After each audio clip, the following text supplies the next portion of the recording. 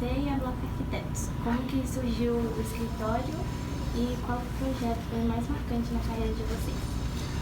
Então, esse ano a gente está fazendo 20 anos de sociedade. Somos eu, Daniel e Matheus. Desde o início, a gente começou até um pouco antes, em 1998, a gente já fazia alguns projetos juntos. Já tinha uma ideia de escritório, mas ainda era algo muito informal. Assim, eu trazia um projeto de indicação de um amigo ou de um familiar, a gente desenvolvia juntos. E desses projetos, a gente, como já tinha intenção de abrir o escritório, a gente, todo o dinheiro que a gente ganhava, a gente juntava numa conta poupança, que a gente tem até hoje essa conta, na Caixa Econômica, bem assim, era uma conta poupança. E a gente foi juntando de 98 a 1999, foi mais ou menos um ano e meio, juntando dinheiro mesmo para poder abrir o escritório formalmente. E quando a gente já tinha mais ou menos esse recurso, a gente veio inclusive para esse prédio. A gente alugou uma sala aqui que era de 30 e poucos metros, uma salinha menor.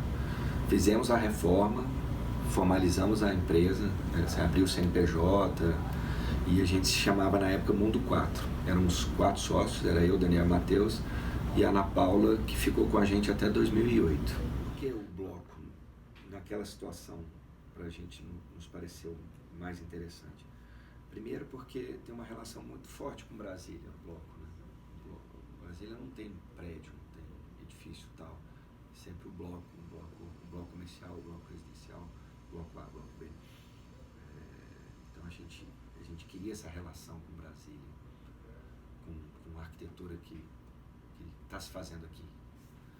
Brasília, pós-Niemeyer, teve talvez um hiato aí muito grande das pessoas não se interessarem pelo que estava sendo feito em Brasília, muito pelo domínio quase que exclusivo do Niemeyer durante esse tempo todo. E o que estava sendo feito em Brasília era muito a nível interno, né? As pessoas não divulgavam. E a gente começou esse trabalho de formiguinha, mandando projetos para revistas, participando de premiações, e a gente começou a ter essa certa visibilidade. E na época também, os arquitetos que trabalhavam com a gente como colaboradores, a gente incluiu os tornando sócios. Então, a gente aumentou o tamanho da empresa. Então a gente meio que criou um bloco, trouxe também arquitetos, engenheiros, calculistas, engenheiros de instalações. Então a gente tinha um bloco de profissionais mais conciso e mais permanente, que a gente também se identificava com o nome bloco. Você mudaria algo no projeto de Brasília? Algo no projeto de Brasília? Assim, eu sou brasiliense, eu sou meio suspeito para falar. Eu gosto muito da cidade, eu me sinto muito bem aqui. Talvez aproximar um pouco mais, né? A Brasília, essa área verde é muito incrível, mas as pessoas usam praticamente no final de semana. Então é uma coisa que eu acho que Brasília, ela distancia um pouco as pessoas, né? Pelo próprio urbanismo feito por Lúcio Costa, que dá essa escala monumental para Brasília, né? Então eu acho que se a gente tivesse mais áreas de convivência, seria mais interessante. Em qual tipo de projeto você atua mais? E qual você também mais gosta de atuar? A gente, dentro do escritório, a gente decidiu ser um escritório generalista. Então, o que é isso? É um escritório que faz qualquer tipo de projeto. E a gente consegue ter um alcance em vários ramos, né? Residencial, edificações, a gente tem feito projetos de prédios, tem feito projetos de interiores, projetos comerciais e projetos corporativos. Hoje, atualmente, eu Henrique Coutinho, dentro do escritório, eu tenho uma equipe que a gente trabalha mais com essa parte de arquitetura de interiores, tanto de apartamentos, quanto de empreendimentos comerciais, tipo restaurante, lojas. E é um trabalho que eu me identifiquei, que eu gosto hoje de fazer. É o processo de desenvolvimento de um projeto, da concepção à execução. O processo criativo do escritório é feito sempre em equipe. Apesar de ter sempre um coordenador, um gerente de projeto, que talvez dê um partido inicial, todo projeto ele é discutido inicialmente entre os três, entre eu, Daniel e Matheus, até para a gente ter uma linguagem concisa dentro do portfólio do escritório. Eu acho que a gente conseguiu fazer isso. Eu acho que a gente tem uma linha mestra que une todos os projetos, mesmo cada projeto sendo muito diferente um do outro. Pelo menos na nossa visão a gente encara como isso também. Vocês já receberam muitos prêmios, né? E foram indicados também muitos prêmios, tipo essa casa, a Casa das Praças, a Casa Vila Rica, que a gente viu também, e a Casa Aresta, enfim. O que você acha que levou eles serem tão reconhecidos? Eu acho que, assim, primeiro esse cuidado que a gente tem no desenvolvimento do projeto, assim, não fazer nada gratuitamente, né? Então, a gente, na maioria dos projetos a gente trabalha com limitação, seja ela limitação de orçamento, limitação do próprio lote, limitações de mão de obra. Por exemplo, a Casa Vila Rica, a gente entendia que o tijolinho ali era a melhor opção, e o concreto bruto. Não é nenhum concreto perfeito, super bem moldado. Então ele tem as imperfeições dele. Hoje, você falou do projeto talvez mais querido do escritório, então eu acho que talvez seja a Casa Vila Rica mesmo, que foi uma casa que a gente conseguiu um alcance muito grande.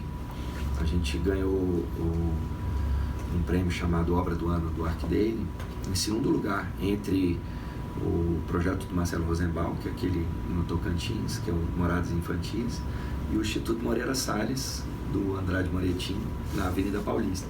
Então a gente, com uma casa teoricamente muito simples, porque ela é feita de tijolo, concreto e cimento queimado, e a gente conseguiu ficar entre dois projetos assim super interessantes e elaborados. Então foi um projeto que nos deu muita felicidade, além dos clientes também. Os clientes contam muito também. A gente sabe que a arquitetura não é só o projeto, é um todo, tem muita coisa envolvida. Qual é a sua sensação quando uma obra, por exemplo, fica construída já? Então essa é a vantagem de ser arquiteto, né? Que o que a gente imagina, o que a gente planeja, na maioria das vezes a gente consegue materializar. E isso pra gente acho que é o mais importante da profissão. Eu até brinco que a gente não ganha dinheiro, mas a gente se diverte. Que conselho você daria para arquitetos que estão começando agora, considerando as necessidades da cidade atualmente? Assim, o maior conselho que a gente sempre dá é paciência. Vocês terem paciência e terem essa percepção de fazer um trabalho com reflexão, não simplesmente porque está na moda ou por estética, buscar elementos que vão além da estética, né? A arquitetura não é arte, não é propriamente arte. Ela tem aspectos artísticos, mas ela é muito mais um trabalho técnico, um trabalho inclusive social, do que um trabalho artístico, exclusivamente. Então, ter um pouquinho de paciência, porque as coisas demoram um pouco a acontecer, apesar de hoje você ter a facilidade da comunicação e tudo, mas a gente tem que ter um pouco de paciência e tentar buscar boas referências, buscar repertório, viajar, ter um outro olhar para as coisas, não simplesmente visitar então tentar entender como aquilo foi feito, que tipo de detalhe, como é que foi feito aquele rodapé, e é detalhe bobo, não é a estrutura, assim, são esses pequenos detalhes que te dão embasamento para fazer um bom projeto. Acho que a gente não precisa ter a inovação com assim, a originalidade como a principal meta. Acho que isso é muito frustrante quando você quer ser o mais original, quer ser o mais inovador. Eu acho que a gente tem que buscar no que foi feito as boas referências para a gente entender como é feito e aí sim a gente ter o nosso repertório e o nosso trabalho. Olha, eu acho que eu tinha uma pergunta, porque lá no começo você falou que da importância da experiência, né, nas obras. Então eu queria saber o que você acha, como você acha que deveria ser o curso de arquitetura, assim, a metodologia do curso de arquitetura. Cara, assim, se você for ser bem realista, o curso de arquitetura, para ter tudo que a gente precisa, ele seria um curso de 8 anos, no mínimo. Não dá para aprender tudo em 5 anos, porque você tem que ter história, você tem que ter o embasamento, você tem que ter as cadeiras de projeto. O que falta talvez é um pouquinho, talvez, de um esclarecimento mais da parte administrativa, que é uma coisa que eu não tive na UNB, né? Não sei se na Católica vocês têm alguma matéria sobre administração de escritório. E acaba que isso a gente faz meio que no achismo, de uma forma empírica, mas assim, não é nada complicado fazer uma gestão de um escritório. Mas se você não tiver organização, você não consegue ir muito além, porque você tem que ter, primeiro, consciência que uma coisa é a empresa, outra coisa são os sócios. Você tem que ter o dinheiro da empresa e tem que ter o dinheiro do sócio. Isso aqui não pode se misturar. Tentar montar uma reserva, né? Quer dizer, um caixa que te deu uma tranquilidade para trabalho, porque é uma profissão sazonal, às vezes tem muito trabalho, às vezes tem pouco trabalho, você precisa se planejar, porque senão você fica sempre correndo atrás do prejuízo. Eu acho que se a universidade tivesse um pouquinho mais disso, a gente conseguiria ter mais tranquilidade no início. Mas não é nada que não possa fazer um curso fora. Eu, por exemplo, estou fazendo um curso agora no Sebrae de atualização, de administração, de gestão, de marketing, esses tipos. E não parar, né? Também não dá para parar. A gente não é médico, mas a gente tem que estar sempre se atualizando, viajando, visitando feira, visitando casa-cor, enfim, todo tipo de evento é válido. Joia? No projeto a gente idealizou ela para ser uma divisória que pudesse ter a função de divisória, distante e também de iluminação natural para a nossa recepção. Então por isso que a gente fez nichos para lá, nichos para cá, sempre com um fundo em vidro fosco para a gente ter essa iluminação natural. É lógico que a iluminação ela é mais filtrada, a gente colocou essa iluminação mais cênica exatamente para enfatizar as nossas maquetes.